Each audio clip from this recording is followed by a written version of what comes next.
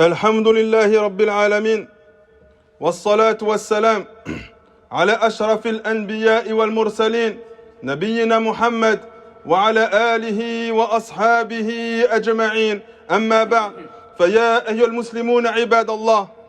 Notre Seigneur Allah subhanahu wa ta'ala ne nous a créés dans ce monde que pour l'adorer lui seul et unique sans associé. Il nous dit dans le Coran: je n'ai créé les djinns et les hommes que pour qu'ils m'adorent. Et lorsque le serviteur d'Allah subhanahu wa ta'ala persiste dans son adoration d'Allah azza wa jal, dans l'obéissance à son Seigneur et à son Créateur, alors il obtiendra le meilleur de ce bas monde et le meilleur de l'au-delà. Mais lorsque le serviteur s'éloigne de l'adoration d'Allah azza wa jal par les péchés et les fautes, alors Allah subhanahu wa ta'ala lui ouvrira les portes de la misère et du châtiment. Allah azza wa jal nous dit: et si les habitants des cités avaient cru et avaient été pieux, nous leur aurions certainement accordé des bénédictions du ciel et de la terre. Mais ils ont démenti et nous les avons donc saisis pour ce qu'ils avaient acquis. Ibn Qayyim rahimahullah ta'ala nous dit: les péchés se divisent en 4 catégories.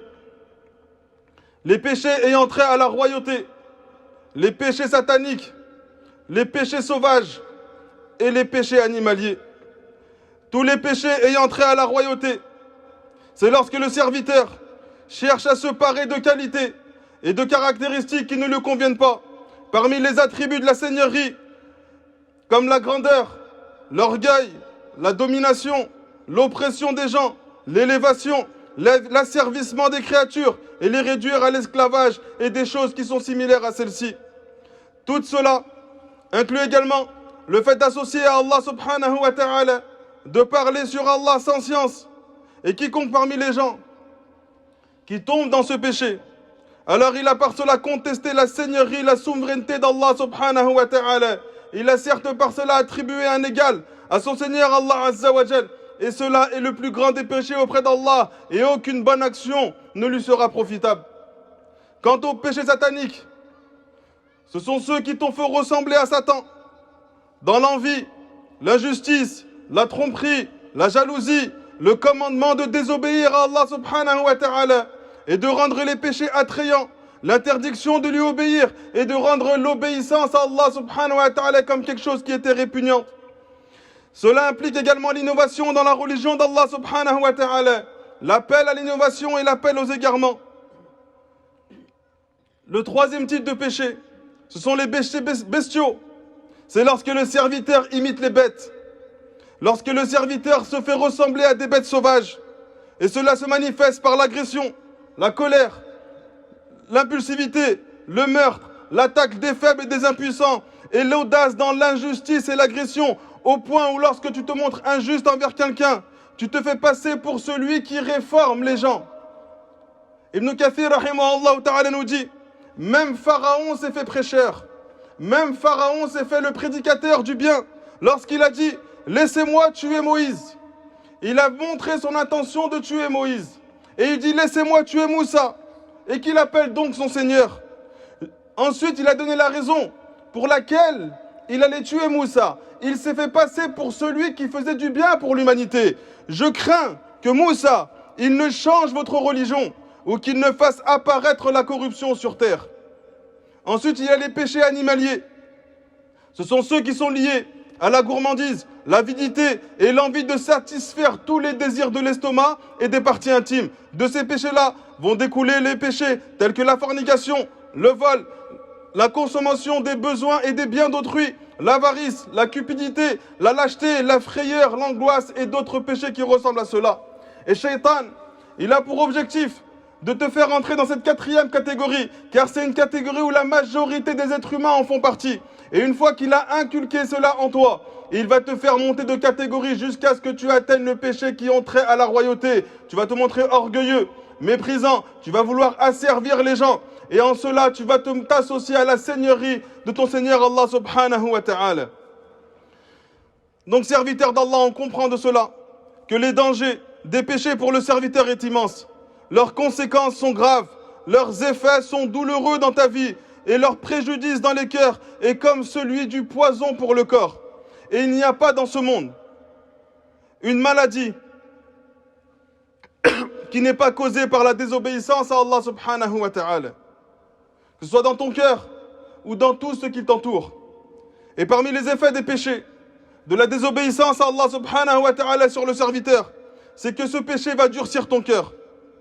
Lorsque le péché, il s'accumule sur le cœur du croyant, alors ce cœur devient scellé et il est comme s'il était recouvert de rouille. Allah subhanahu wa ta'ala nous dit, mais ce qu'ils ont accompli a couvert leur cœur. Ibn Qayyim rahimahullah ta'ala dit, l'origine de cela est que le cœur se ternit à cause du péché. Si les péchés augmentent, la rouille prédomine jusqu'à devenir une couche épaisse, puis elle prédomine jusqu'à devenir une empreinte, un verrou et un sceau, de sorte que le cœur se trouve dans un état de voile et d'enveloppe. Il n'arrive plus à voir le bien comme étant le bien, et il n'arrive plus à voir le mal comme étant le mal. Il voit le mal comme étant quelque chose qui est bénéfique pour lui, et il voit le bien comme étant quelque chose qui est néfaste pour lui. Deuxièmement, l'impact de ces péchés dans la vie du serviteur, c'est que tu vas perdre la saveur de la soumission et de la servitude d'Allah subhanahu wa ta'ala. Tu vas perdre la douceur et le plaisir d'être obéissant envers ton Seigneur Allah subhanahu wa ta'ala. Et par Allah, il n'y a pas de plus grande calamité, il n'y a pas de plus grande affliction pour le serviteur que de perdre l'envie et le plaisir de se soumettre à son Seigneur Allah azza wa jal. Et quelle saveur il y a dans la vie du serviteur s'il ne goûte pas à la douceur de la servitude d'Allah subhanahu wa ta'ala. Quel charme il y a dans l'existence sans ressentir la douceur de l'obéissance envers son Seigneur Allah azza wa jal. Combien de serviteurs ont été égarés lorsqu'ils ont regardé ce qui est interdit avec leurs yeux? Allah subhanahu wa ta'ala les a privés de clairvoyance, les a privés. Allah subhanahu wa ta'ala les a privés de clairvoyance et de perspicacité. Combien de serviteurs ont parlé de manière à ne pas plaire à Allah subhanahu wa ta'ala et ont fait s'abattre sur eux la colère de leur Seigneur Allah azza wa jal. Combien de serviteurs ont consommé et ont volé ce qui ne leur est pas permis et ont noirci leur cœur par cela. Ils se sont vus privés de la douceur de l'invocation et de l'évocation d'Allah subhanahu wa ta'ala. Qu'Allah nous protège de sa colère. Troisièmement, lorsque tu vas tomber dans les péchés, tu vas commencer à prendre du plaisir à ce péché. Tu vas commencer à aimer ce péché. Ton cœur, il va être attaché à celui-ci. Et lorsque tu vas être attaché à ce péché-là va t'amener à une autre désobéissance. Et à chaque fois que tu désobéis à Allah subhanahu wa ta'ala, ce péché, il a une conséquence principale dans ta vie. C'est qu'il va amener un autre péché qui va le suivre. Et ainsi de suite, jusqu'à t'amener au délaissement de la religion d'Allah subhanahu wa ta'ala. Les pieux prédécesseurs disaient, parmi les punitions d'un péché, il y a un péché qui le suit. Et parmi les récompenses d'une bonne action, il y a une bonne action qui la suit. Quatrièmement, ce péché-là, il va t'éloigner des gens de bien et de vertu. Et eux vont s'éloigner de toi. Tu ne t'attacheras pas à eux et ils ne s'attacheront pas à toi. Tu ne pourras pas t'asseoir et prendre du plaisir avec eux. Et eux, ils ne voudront pas s'asseoir et ne prendront aucun plaisir à être avec toi.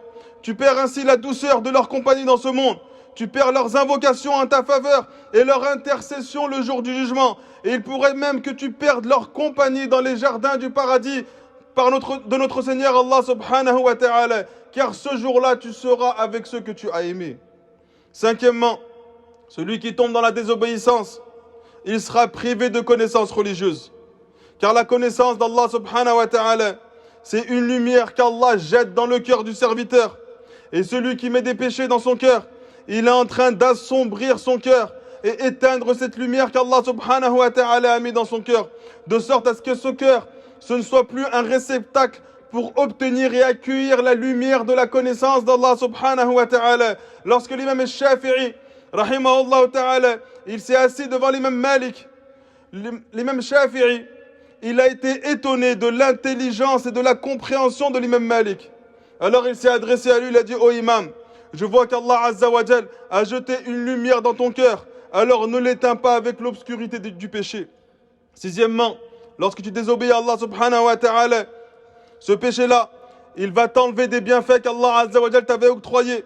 Et en plus de cela, il va venir à toi de nombreux malheurs qui vont se succéder, des malheurs qui sont spécifiques à ta personne, ou bien des malheurs qui touchent l'ensemble de l'humanité, car ton péché, il a un impact dans ta vie à toi, mais il a aussi un impact sur l'ensemble de l'humanité, et il a un impact sur l'ensemble de la communauté musulmane. Donc Allah subhanahu wa ta'ala va faire s'abattre sur ce monde à cause de nos péchés, la pauvreté, la maladie, la peur, la domination des ennemis, les séismes, les tempêtes, les ouragans, les inondations, les glissements de terrain, les épidémies, et tout cela est causé par la désobéissance des serviteurs envers Allah Azza wa Jal. Car Allah nous dit dans le Coran, le mal est apparu sur la terre et dans la mer à cause de ce que les gens ont accompli de leurs mains, afin qu'ils goûtent les conséquences d'une partie de ce qu'ils ont fait.